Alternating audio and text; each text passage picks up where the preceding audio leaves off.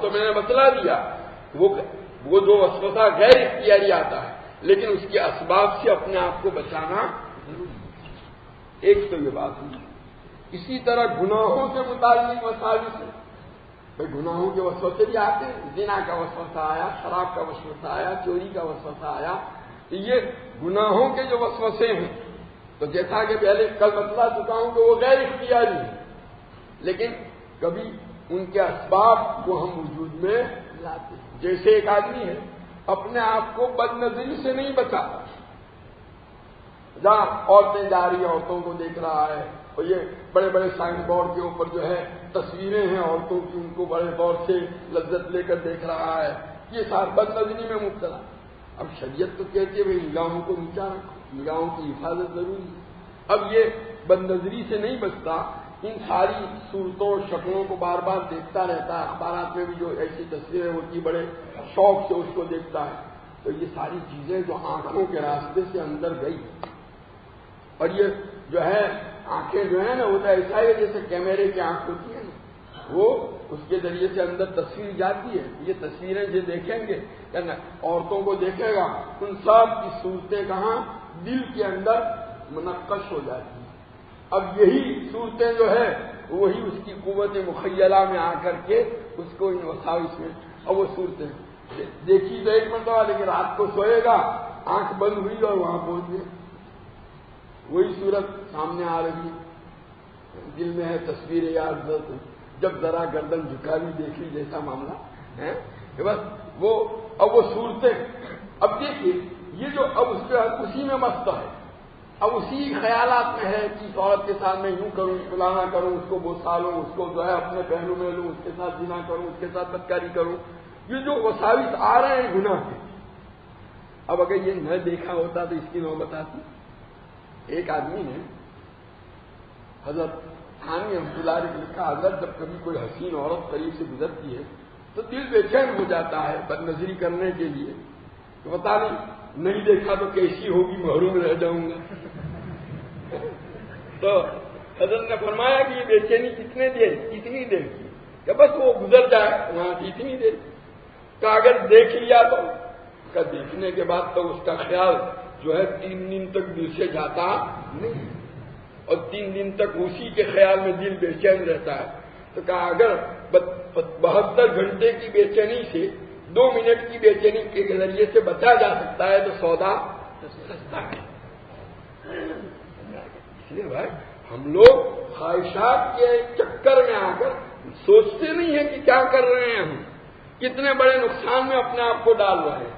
یہ بد نظری کرنے کو تو کر لی، لیکن یہ جو ہے اس کے نتیجے میں اندر جو کچھ گیا ہے وہ آپ کو چین سے بیٹھنے، آپ کی راتوں کی نیند حرام ہو گئی، آپ کا چین و سکون چھین گیا۔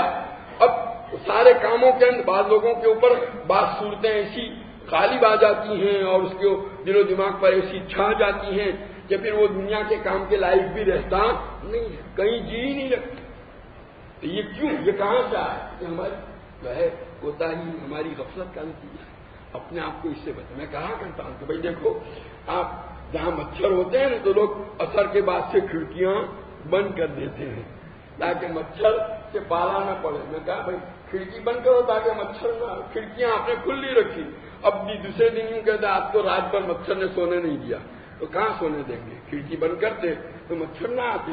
تو اسی طریقے سے بد نظری سے اپنے آپ کو بچا دے، ایسے خیالات اور وسائل سے واسطہ پڑ کے مصیبت میں پڑنے کی نوبت اسی طرح دوسرے گناہ۔ اور یہ تو ایک مثال ہے، جو غلط صحبتیں ہوتی ہیں آج بہت عام ہو گئی۔ ہمارے نوجوان جو آپس میں بیٹھتے ہیں تذکرے ان کے کیا ہوتے ہیں؟ وہی لڑکیوں کے تذکرے، فلاں لڑکی ایسی ہے، فلاں لڑکی ایسی ہے۔ اب یہ ان تذکروں کے نتیجوں میں دلوں کے اندر جو ہے ان کے خیالات ہیں۔ یہ تذکرے جو ہیں وہ بھی آدمی کو گناہ کے اوپر کیا کرتے ہیں؟ آمادہ۔ اس لیے ایسی برائی کا تذکرہ بھی کرنے کی شریعت اجازت نہیں دیتی۔ ان الذین یحبون ان تشیع الفاحشۃ، قرآن میں ہے، اس پر بڑی لعنت کی گئی۔ ایسے واقعات جو ہوتے ہیں ان واقعات کو بھی شریعت لوگوں کے سامنے پیش کرنے کی اجازت نہیں دیتی۔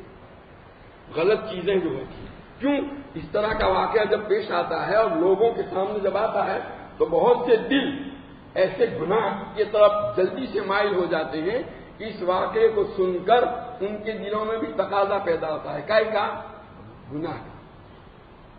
کسی لڑکی کے ساتھ کسی نے برا کام کر دیا, وہ سارا قصہ لوگوں کے سامنے آیا, وہ تو جا رہے تھے خالی اشارہ, اب یہ بھی سوچے گا اتنی آسانی سے آ سکتی ہے تو ہم بھی شکار کر لیں.